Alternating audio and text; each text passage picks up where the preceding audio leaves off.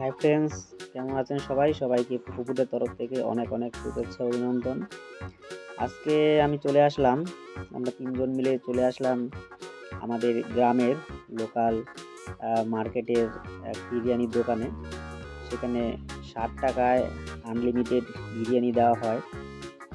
শুধু যে পরিমাণে বেশি সেটাই না, খেতেও দুর্দান্ত।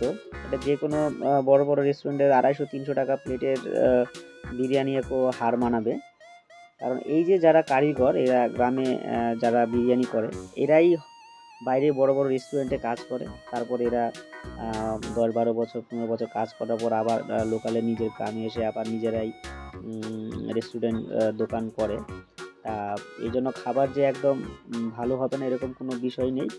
তবে দুঃখের বিষয় 60 টাকা ছিল, এটা আমার গতবারের ভিডিও, কিন্তু এই বছর এটা 80 টাকা করে দিয়েছে, কারণ যেহেতু ডিমান্ড বেড়ে গেছে।